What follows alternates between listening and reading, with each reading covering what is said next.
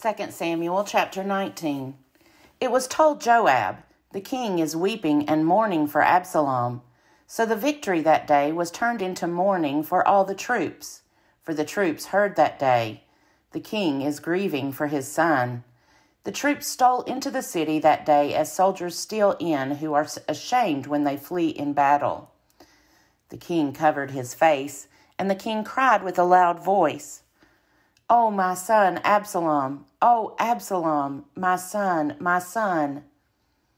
Then Joab came into the house to the king and said, "Today you have covered with shame the faces of all your officers who have saved your life today, and the lives of your sons and your daughters, and the lives of your wives and your concubines, for love of those who hate you, and for hatred of those who love you. You have made it clear today that commanders and officers are nothing to you. For I perceive that if Absalom were alive, and all of us were dead today, then you would be pleased. So go out at once and speak kindly to your servants. For I swear by the Lord, if you do not go, not a man will stay with you this night. And this will be worse for you than any disaster that has come upon you from your youth until now." Then the king got up and took his seat in the gate.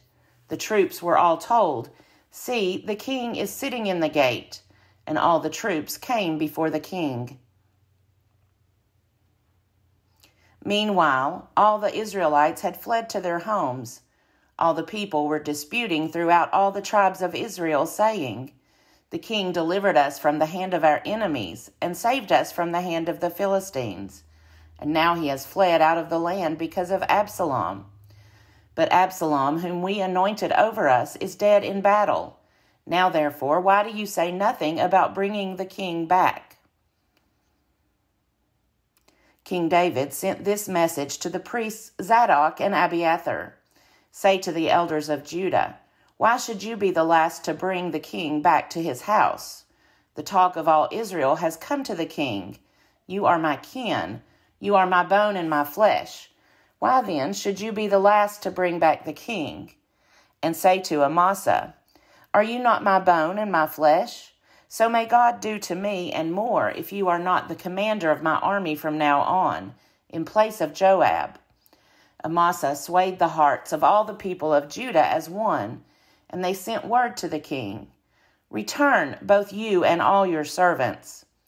So the king came back to the Jordan, and Judah came to Gilgal to meet the king and to bring him over the Jordan. Shimei, son of Gera the Benjaminite from Bahurim, hurried to come down with the people of Judah to meet King David. With him were 1,000 people from Benjamin. And Ziba, the servant of the house of Saul, with his 15 sons and his 20 servants, rushed down to the Jordan ahead of the king, while the crossing was taking place, to bring over the king's household and to do his pleasure. Shimei, son of Gera, fell down before the king as he was about to cross the Jordan, and said to the king, "May my lord not hold me guilty or remember how your servant did wrong on the day my lord the king left Jerusalem. May the king not bear it in mind. For your servant knows that I have sinned. Therefore, see, I have come this day, the first of all the house of Joseph, to come down to meet my lord the king." Abishai, son of Zeruiah, answered, "Shall not Shimei be put to death for this, because he cursed the Lord's anointed?" But David said, "What have I to do with you, you sons of Zeruiah, that you should today become an adversary to me? Shall anyone be put to death in Israel this day? For do I not know that I am this day king over Israel?" The king said to Shimei, "You shall not die." And the king gave him his oath.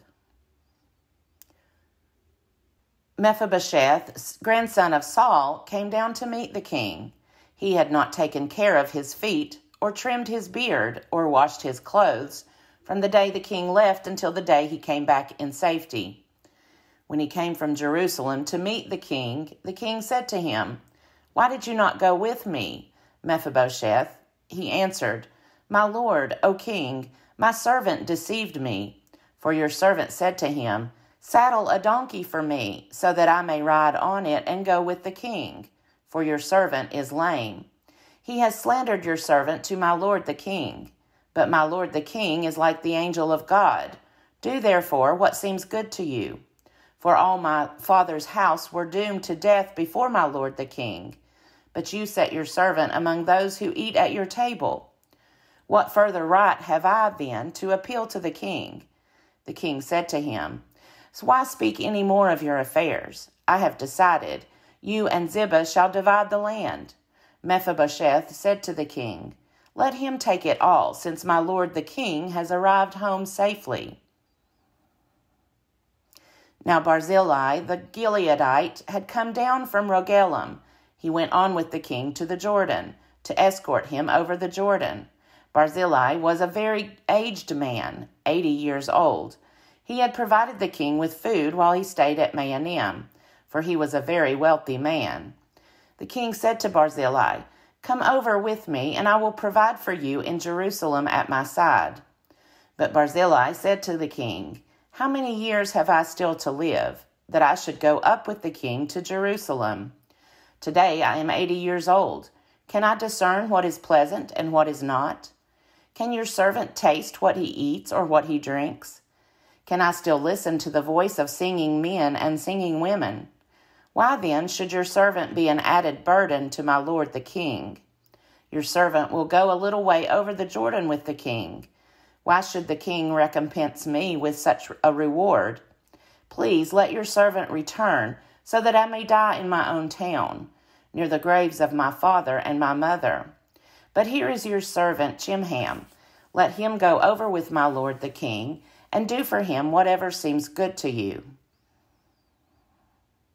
The king answered, Chimham shall go over with me, and I will do for him whatever seems good to you, and all that you desire of me I will do for you. Then all the people crossed over the Jordan, and the king crossed over. The king kissed Barzillai and blessed him, and he returned to his own home. The king went on to Gilgal, and Chimham went on with him. All the people of Judah and also half the people of Israel brought the king on his way. Then all the people of Israel came to the king and said to him, Why have our kindred, the people of Judah, stolen you away, and brought the king and his household over the Jordan, and all David's men with him? All the people of Judah answered the people of Israel, Because the king is near of kin to us. Why then are you angry over this matter? Have we eaten at all at the king's expense, or has he given us any gift? But the people of Israel answered the people of Judah, We have 10 shares in the king, and in David also we have more than you. Why then did you despise us? Were we not the first to speak of bringing back our king? But the words of the people of Judah were fiercer than the words of the people of Israel. 2 Samuel chapter 20. Now a scoundrel named Sheba, son of Bichri, a Benjaminite, happened to be there. He sounded the trumpet and cried out, We have no portion in David, no share in the son of Jesse. Everyone to your tents, O Israel. So all the people of Israel withdrew from David and followed Sheba, son of Bichri. But the people of Judah followed their king steadfastly from the Jordan to Jerusalem. David came to his house at Jerusalem, and the king took the 10 concubines whom he had left to look after the house, and put them in a house under guard, and provided for them, but did not go in to them. So they were shut up until the day of their death, living as if in widowhood. Then the king said to Amasa, Call the men of Judah together to me within 3 days, and be here yourself. So Amasa went to summon Judah, but he delayed beyond the set time that had been appointed him.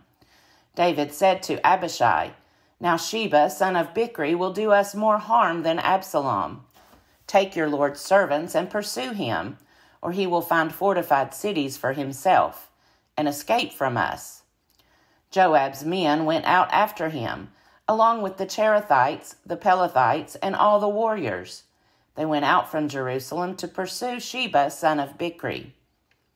When they were at the large stone that is in Gibeon, Amasa came to meet them. Now Joab was wearing a soldier's garment, and over it was a belt with a sword in its sheath fastened at his waist. As he went forward, it fell out. Joab said to Amasa, "Is it well with you, my brother?" And Joab took Amasa by the beard with his right hand to kiss him. But Amasa did not notice the sword in Joab's hand.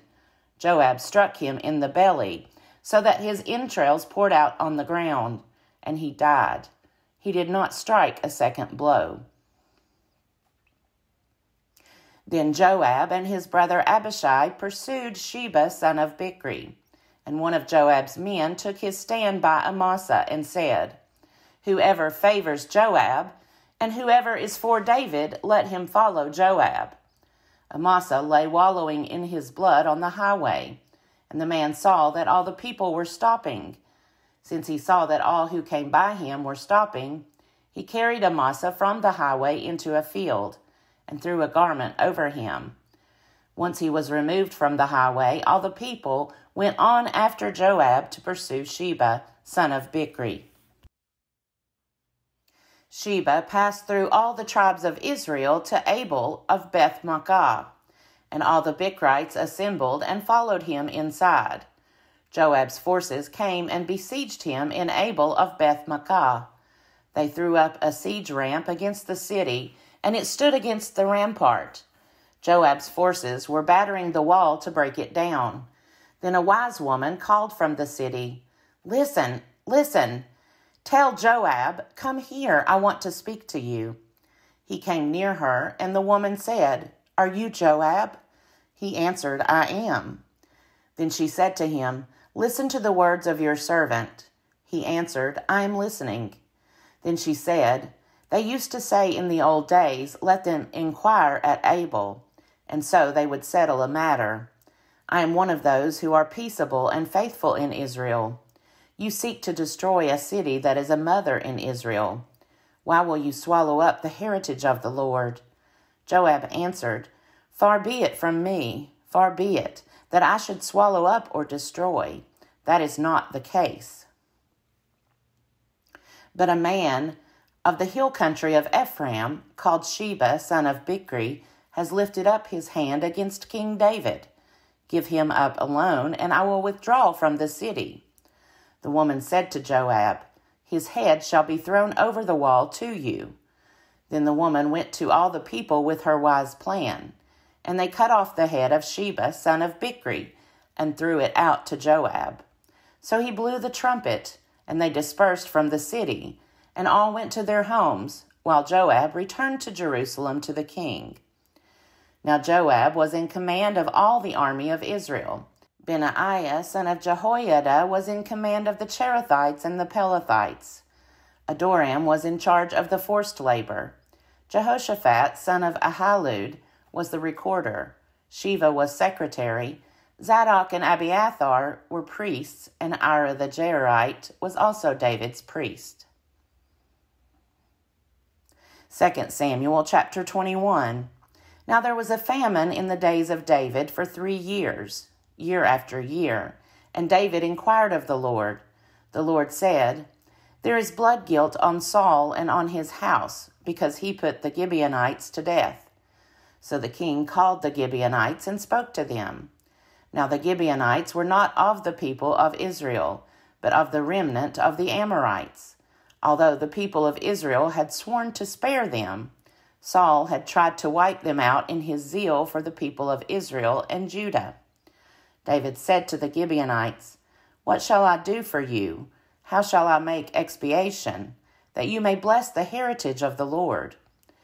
The Gibeonites said to him, "It is not a matter of silver or gold between us and Saul or his house. Neither is it for us to put anyone to death in Israel."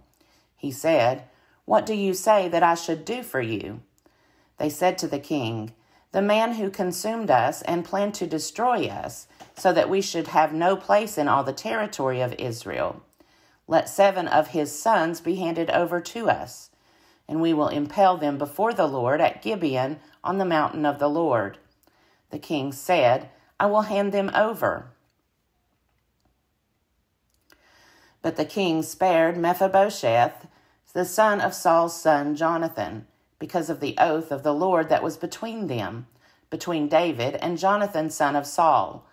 The king took the 2 sons of Rizpah, daughter of Aiah, whom she bore to Saul, Armoni and Mephibosheth, and the 5 sons of Merab, daughter of Saul, whom she bore to Adriel, son of Barzillai the Meholathite. He gave them into the hands of the Gibeonites, and they impaled them on the mountain before the Lord. The 7 of them perished together. They were put to death in the first days of harvest, at the beginning of barley harvest.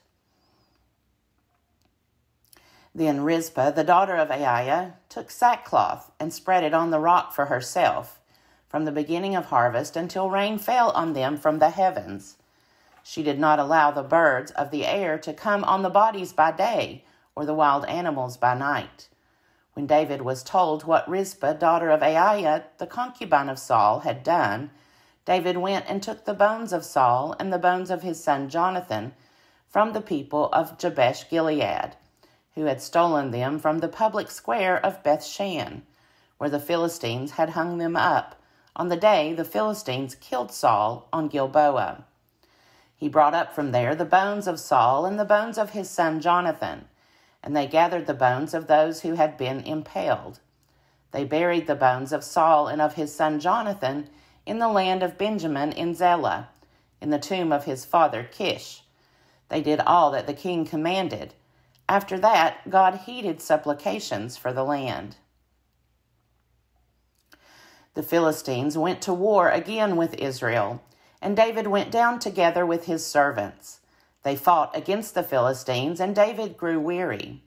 Ishbi-Benob, one of the descendants of the giants, whose spear weighed 300 shekels of bronze, and who was fitted out with new weapons, said he would kill David. But Abishai, son of Zeruiah, came to his aid and attacked the Philistine and killed him. Then David's men swore to him, "You shall not go out with us to battle any longer, so that you do not quench the lamp of Israel." After this, a battle took place with the Philistines at Gob. Then Sibbecai the Hushathite killed Saph, who was one of the descendants of the giants. Then there was another battle with the Philistines at Gob, and Elhanan, son of Jair-Oregim, the Bethlehemite, killed Goliath the Gittite, the shaft of whose spear was like a weaver's beam. There was again war at Gath, where there was a man of great size, who had 6 fingers on each hand and 6 toes on each foot, 24 in number. He too was descended from the giants. When he taunted Israel, Jonathan, son of David's brother Shimei, killed him. These 4 were descended from the giants in Gath. They fell by the hands of David and his servants.